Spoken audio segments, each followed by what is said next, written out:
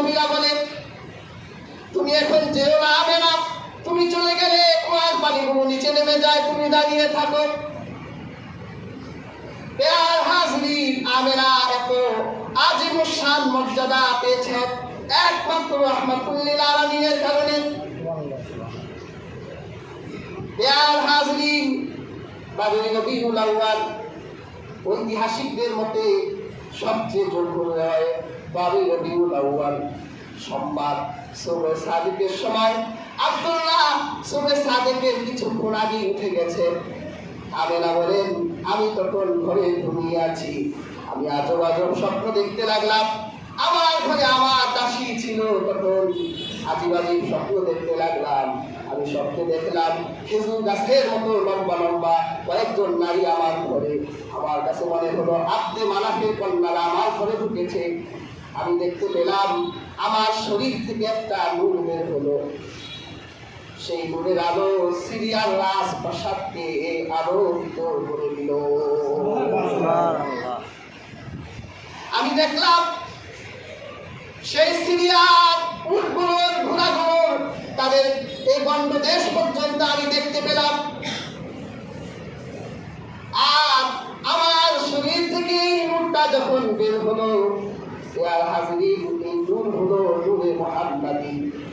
জিসমানি ভাবে আল্লাহর হাবিব আমেনার শরীর থেকে সিজদার অবস্থায় সুবহে সাদিকের সময় আবার আল্লাহর পুরো কায়নাতের সমস্ত সৃষ্টিকে ধ্বংস করে দুনিয়ায় চলে আসে। দেখ আমিনা মায়ের কোলে দোলে শিশু ইসলাম দোলে, কচি মুখে শাহাদাতের বাণী সে শোনায়। সাগর আকাশ বাতাস দেখবি যদি আয়, সাগর আকাশ বাতাস দেখবি যদি আমার আল্লাহ কায়নাতকে ধন্য করে, আমার আল্লাহ সৃষ্টিকে পূর্ণ করে বাবুল নবীউল আউয়াল সোমবার সুবহে সাদিকের সময় রাহমাতুল্লিল আলামিন দুনিয়ায় এসেছিলেন। আমেনার দাসী দৌড়ে গেলেন আব্দুল মুত্তালিবের কাছে, তাড়াতাড়ি ঘরে আসুন, আপনার নাতি হয়েছে। আব্দুল মুত্তালিব ঘরে আসলেন, এসে দেখলেন পূর্ণিমা চাঁদের মতো সুন্দর এক নাতি। প্যার হাজরিন, আব্দুল মুত্তালিব জানতেন তার ওই নাতি যশ সম্পূর্ণ হবেন। প্যার হাজরিন, এই নাতিকে নিয়ে তিনি এক মুহূর্ত দেরি করলেন না, কাবার চত্বরের সামনে গিয়ে দাঁড়ালেন। তারপর কাবার প্রভুর সামনে বললেন, হে কাবার প্রভু, আমি জানতে পেরেছি এই বাচ্চাটি আপনার মহব্বতের শান শওকত পূর্ণ মর্যাদা পূর্ণ হবে। সকল অনিষ্ট থেকে আমি আপনার কাছে এই শিশুটির ব্যাপারে আশ্রয় চাই। প্যার হাজরিন, আব্দুল মুত্তালিব দোয়া করে রাসূলুল্লাহকে নিয়ে আসলেন। আরবের রসম রেওয়াজ অনুযায়ী সপ্তম দিনে আল্লাহর হাবিবের আকিকা করা হলো।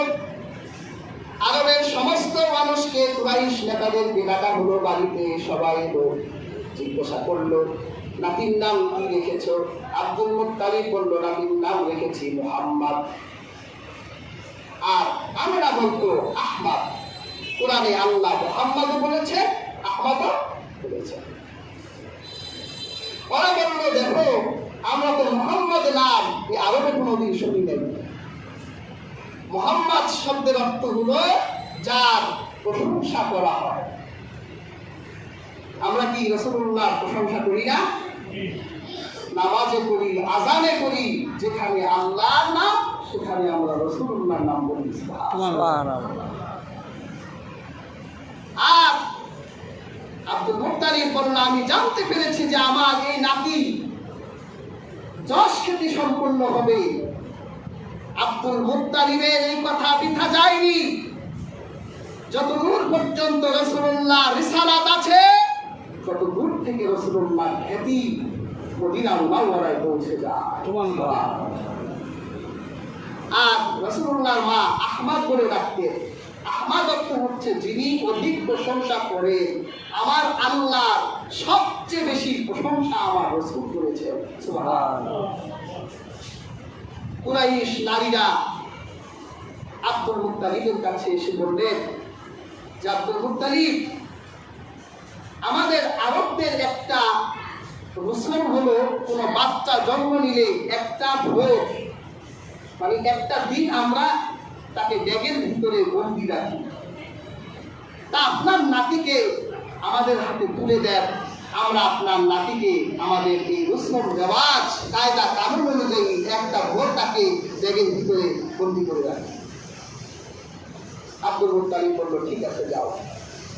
রাসূলুল্লাহকে নিয়ে পাথরের ব্যাগের ভিতরে রেখে পাথর দিয়ে বন্দি করে রাখলো। পরদিন ভোরের বেলা এসে দেখে পাথরের ব্যাগ ভেঙে চৌচির হয়ে গেছে। রাহমাতুল্লিল আলামিন আকাশের দিকে চেয়ে আছে। সুবহানাল্লাহ। তখন আব্দুল মুত্তালিব বলেছিলেন, হে কুরাইশ নারীরা, তোমরা যদি আমার নবী মুহাম্মদ রাসূলুল্লাহ যশ কীর্তি সম্মান ইজ্জত এই ব্যাগের ভিতরে বন্দী করতে চাও, তাহলে ওটা ভুল। ব্যাগ ভেঙে গেছে, অর্থাৎ আমার নাতি রাহমাতুল্লিল আলামিনের সম্মান গোটা দুনিয়ায় ছড়ায় যায়। তোমাদের এরকম ভণ্ডামি রসুল আমার নাতির সামনে চলবে না। ইয়ার হাজরিন, এই ভণ্ডামি রসুল আরব সমাজেও ছিল, এখনো গোটা দুনিয়ায় আছে। তবে মনে রাখবে, আমরা ভণ্ডদেরকে বিশ্বাস করি না, আমরা ভণ্ডদেরকে ঘৃণা করি। কিন্তু যারা হক্কানি রব্বানি আল্লাহওয়ালা পীর বুজুর্গ ওলি আউলিয়াদেরকে ভণ্ডের তহমত দিতে চায়, আমরা তাদেরকেও বর্জন করি। আপনি দেখেন না, মাজার ভেঙে ফেলা হচ্ছে। মাজার অর্থ তো আমরা জানি না যে মাজার অর্থটা কি। এটা মাজার অর্থ জিয়ারতের স্থান।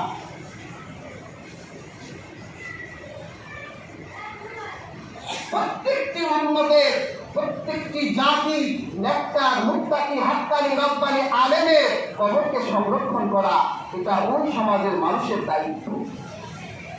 ওখানে দাঁড়িয়ে কবর জিয়ারত করবে, কবর জিয়ারত এই উম্মার জন্য রাসূলুল্লাহ বৈধ করে গেছে। রাসূলুল্লাহ হাদিসে বলেছে, নাহা আউ জিয়ারাতিল কুবুর ফাজুরুহা। রাসূলুল্লাহ বলেছেন, আমি তোমাদের জন্য কবর জিয়ারত নিষেধ করেছিলাম, এখন তোমাদের জন্য কবর জিয়ারত জায়েজ করে দিলাম। অনেকে মাজার ভেঙে ফেলে, মাজার ভাঙবেন না, মাজার ভাঙা ভালো না, কিন্তু মাজারের নামে ভণ্ডের বাজারগুলো ভেঙে দিতে হবে।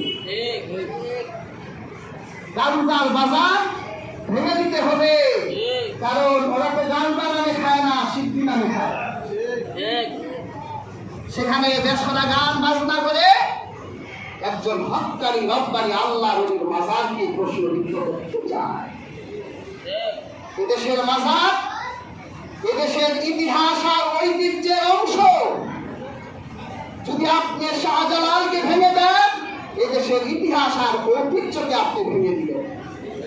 যদি শাহপরানকে আপনি ভেঙে দেন, শাহ আমানত শাহ কারামতকে যদি আপনি ভেঙে দেন, তাহলে এদেশের ইতিহাস আর ঐতিহ্যকে আপনি ভেঙে দিলেন। আমরা মাজার ভাঙতে চাই না, মাজারের নামে ভণ্ডের বাজারগুলো ভেঙে দিতে চাই। একটা ভণ্ডের বাজারও থাকবে না, এখানে দাঁড়িয়ে কোরআনের তেলাওয়াত হবে, এর জিয়ারত হবে। এটাই হলো ইতিহাস আর ঐতিহ্যের সংরক্ষণ। কাজী হাজরিন, আমরা কিন্তু এই আল্লাহ ওলিদের নিয়ে অনেক ব্যবসা বাণিজ্য করছি। আমি একবার শাহপরানে গেলাম, শাহজালালে জিয়ারত করে শাহপরানে গেলাম। যাওয়ার পর ওরা একটু হুজুর দেখলে একটু সুলতানি গায়ে লাগে, তো আমাদেরকে বলছে যে লাল সুতা নিয়ে যান, ফিতা নিয়ে যান, কড়ি নিয়ে যান, মুদি পাথর নিয়ে যান। কেন নিব? আমি বললাম, নিব কেন? বাবা কিন্তু খুব গরম। আমি বললাম, দেখেন আমিও গরম, গরমে গরমে ডবল গরম, ক্লাসে ক্লাসে প্লাস, মাইনাসে মাইনাসে প্লাস। সমস্যা নাই, আমরাও গরম, বাবাও গরম, সমস্যা নাই। ঠান্ডা মানুষের জন্য গরম দরকার। হাজিরিন, দেখলাম সেই সাহাব কোরআনের মাজার থেকে খণ্ডদেরকে বের করে দেওয়া হয়েছে। আমরা এটাই চাই, কিন্তু কোন একজন আল্লাহর ওলির মাজারে আঘাত দেওয়ার অর্থ আপনার ভাগ্যে আঘাত দিবে। এই ভণ্ডামি এদেশে চলবে না। আব্দুল মুত্তালিবের সময় প্রশ্রয় পায় নাই, আমরাও প্রশ্রয় দিব না। হাজিরিন, রাসূলুল্লাহ সাল্লাল্লাহু আলাইহি ওয়াসাল্লামের এই জন্মের মাসে আমরা রাসূল করিম সাল্লাল্লাহু আলাইহি ওয়াসাল্লাম সম্পর্কে নির্ভুলভাবে জানতে চাই যে আমাদের রাসূল কে ছিলেন, কেন ছিলেন, কি উদ্দেশ্যে তিনি পৃথিবীতে এসেছেন। আমরা মিলাদের বিরোধী না, সিরাতের বিরোধীও না। আমরা জানি যে মিলাদ যে রাসূলের, সিরাত ওই রাসূলের। মিলাদ হলো আলোচনার বিষয়, স্মরণের বিষয়, আর সিরাতুন নবী হলো পালনের বিষয়। আমরা রাসূলুল্লাহর গোটা জিন্দেগিকে আমরা স্মরণ করতে চাই, পালন করতে চাই। হাজির, আমাদের আগামী সোমবার দিবাগত রাতে আমরা জানি যে রাসূলুল্লাহ সাল্লাল্লাহু আলাইহি ওয়াসাল্লাম এই পৃথিবীতে এসেছে।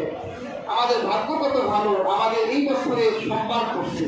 রাসূলুল্লাহ তিনি সোমবারই দুনিয়ায় এসেছিলেন। আমরা প্রত্যেকেই আমাদের, বিশেষ করে আমাদের মসজিদে আমরা আনুষ্ঠানিকভাবেই রাসূলুল্লাহ সাল্লাল্লাহু আলাইহি ওয়াসাল্লামের জীবন আলোচনা করব। আল বিদায়া ওয়ান নিহায়া, তারিখ ইবনে হিশাম থেকে, মুহাম্মদ ইবনে ইসহাকের লেখা এরকম বিভিন্ন গ্রন্থ থেকে ইনশাআল্লাহ আমরা আলোচনা করব।